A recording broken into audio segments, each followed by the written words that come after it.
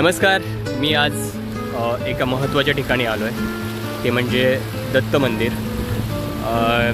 खरं तर आत्ता आपण आहोत गोदावरी नदीच्या किनारी, आणि या नदीच्या किनारीच एक अत्यंत महत्त्वाचं आणि प्रसिद्ध असं मंदिर इथे आपल्याला दिसून येईल।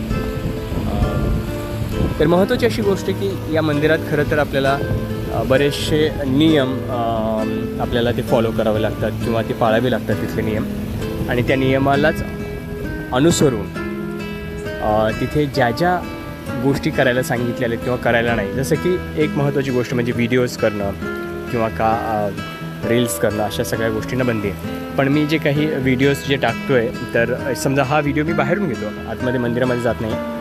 आणि याही पलीकडे अशी गोष्ट की काही व्हिडिओ मी थोड्याशा इंस्टावरून, यूट्यूबवरून, इकडून तिकडून थोडंसं जोडून हा पूर्ण व्हिडिओ तयार करतो आहे।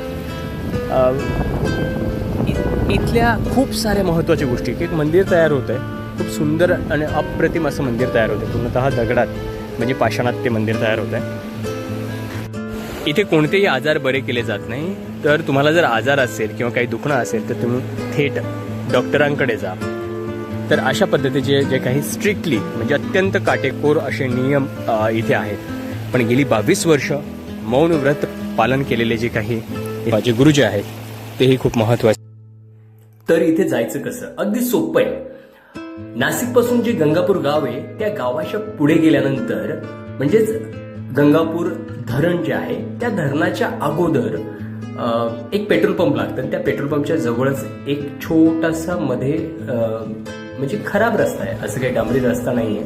तो रस्ता क्रॉस केला तर पुढे तुम्हाला अशा प्रकारच्या पाट्या दिसतील, जे श्री दत्तधाम गोदामाई किंवा गोदावरी नदीच्या किनारी जे मंदिर असेल।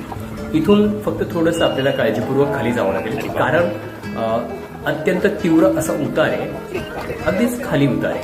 आणि दुसरी गोष्ट म्हणजे इथून जे मी चाललो ना, इथपर्यंत नदीचं नुकतंच जे काही पूर आला होता, ते पुराचं पाणी इथपर्यंत आलं। आता हे उतरल्यानंतर समोर आपल्याला गोदावरी जी नदी आहे, त्या गोदावरी नदीचं अगदी सुंदरसं दर्शन आपल्याला होऊ लागतं। आणि या गोदावरी नदीच्या शेजारी जे मंदिर किंवा ज्या मंदिराला आपण आज भेट देणार आहोत, ते मंदिर या गोदावरी नदीच्या शेजारी आहे। रस्ता खूप खराब आहे, अगदी गाडी स्लिप होतात जर टू व्हीलर वगैरे असेल तर, त्यामुळे इथून थोडंसं काळजीपूर्वक आपल्याला जावं लागेल। किंवा वरतीच पटांगण आहे, एका ठिकाणी तुम्ही गाडी पार्क करू शकतात आणि त्याच्यानंतर ते खाली जाऊ शकतात। बरेच लोक तसेही करतात। 2 मार्ग आहेत, पलीकडून एक रस्ता आहे आणि इथून एक रस्ता आहे, जो थेट मंदिराच्या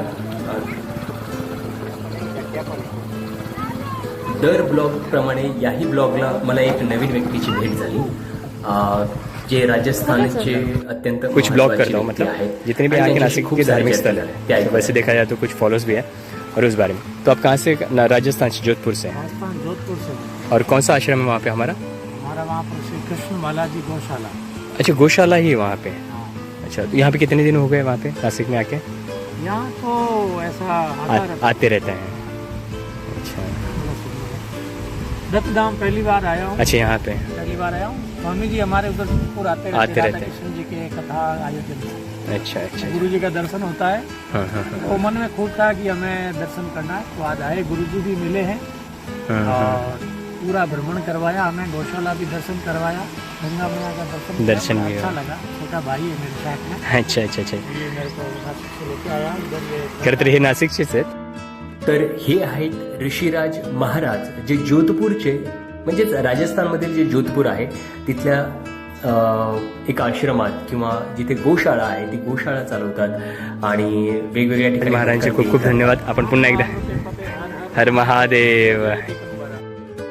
इथे पुढे गेल्यानंतर मी ठरवलं की इथे सिक्युरिटी असतील, गुरुजी असतील किंवा जे कोणी महंत असतील, त्यांची आपण परमिशन घेण्याचा प्रयत्न करावा। आणि त्यानंतर मी इथे चौकशी केली, पण तत्पूर्वी वरती जाताना ते सिक्युरिटी म्हणत होते इथे खूप छानसं असं एक पाण्याचं स्नानकुंड केलेलं आहे, जे तुम्हाला आता दिसत असेल, जे अगदी जवळचे। शेवटी मी अजून त्याला व्यवस्थितपणे दाखवण्याचा प्रयत्न केला, त्याच्यात खूप सारे मासे आहेत। तर इथे सिक्युरिटीने सांगितलं की माझ्या वतीने तर शक्य नाहीये, गुरुजीही त्याची परवानगी देणार नाही। त्याचं कारण असं की ज्यावेळेस मी मंदिरात गेलो त्यावेळेस लक्षात आलं की इथे त्याची परमिशन का देत नसावी किंवा परवानगी का देत नसावी, तर हे मंदिर किंवा या मंदिराचं काम सुरू आहे अजून हे काम पूर्ण झालेलं नाही, अपूर्ण मंदिर बाहेर दाखवणं तितकंच योग्य नाही. पण आम्ही काय केलं की तिथल्या गोशाळेला भेट दिली, जे इराला प्रचंड आवडतं. आणि तिथे गेल्यानंतर त्या गायींसोबत बराच वेळ आम्ही तिथे बसलो. मला वाटतं तासभर तरी बसलेलो असावं. इराने तिथे काही ऊस असतील किंवा तिथे पडलेले ते ऊस तिला दिले, त्या गायींना दिलं. त्यानंतर आम्ही खूप वेळ बसल्यानंतर तिथली सगळी प्रक्रिया समजून घेतली की या गायांना कशा पद्धतीने चारा दिला जातो, त्यांची देखरेख कशी केली जाते, कशा पद्धतीने काय होतं आहे. खरं तर मी यापूर्वी ज्यावेळेस ज्या ब्लॉगमध्ये तुम्ही बघितलं असेल की इरा बऱ्याच वेळा वेगवेगळ्या प्राण्यांना, पक्ष्यांना ती हातात घेते, त्यांना भेटते. बघा की इथे खूप मोठ्या प्रमाणात गायी आहेत, त्यांची देखरेख इतक्या चांगल्या पद्धतीने केली जाते, खूपच चांगल्या पद्धतीने. त्यांची औषधं असतील, त्यांचं खाणंपिणं असेल, त्यांची प्रत्येक गोष्टींची निगा राखणं असेल, अत्यंत चांगल्या पद्धतीने तिथे केली जात आहे. आणि इराणी खूप चांगल्या पद्धतीने त्या गायींशी अगदी तिथे हात लावणं असेल आणि त्या तितक्याच मायेने त्यांच्याजवळ खरं तर येत.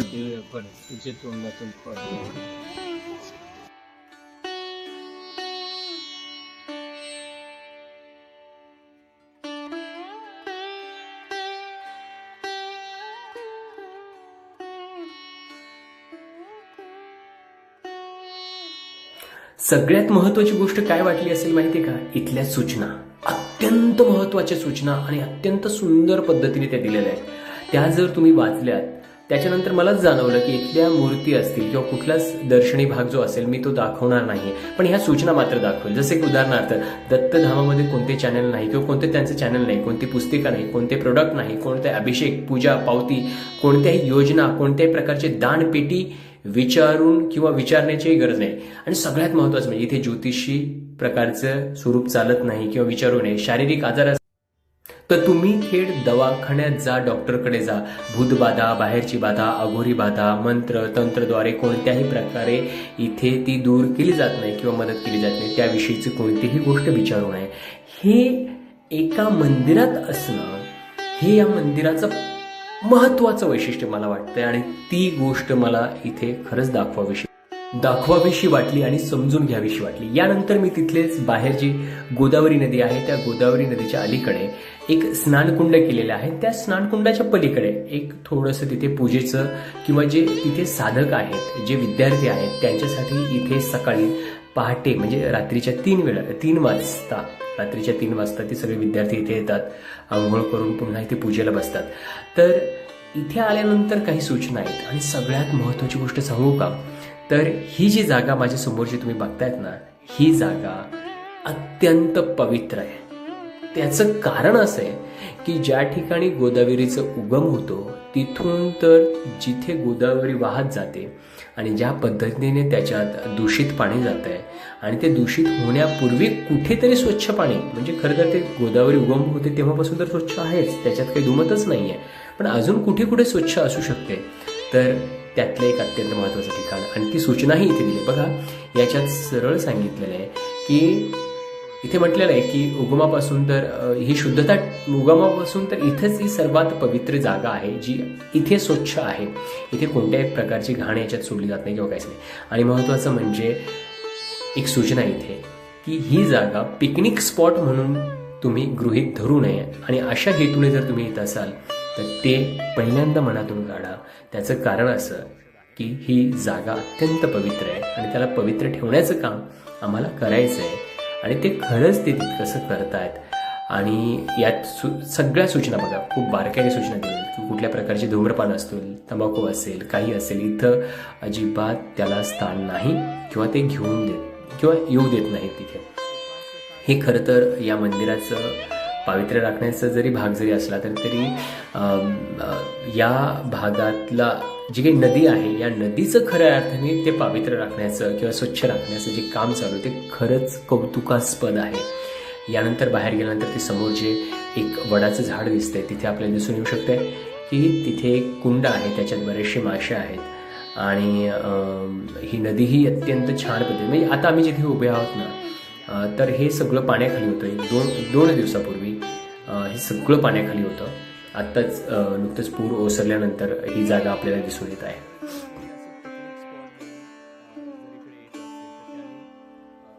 इथले जे नियम आहेत, म्हणजे हा जो भाग आहे अत्यंत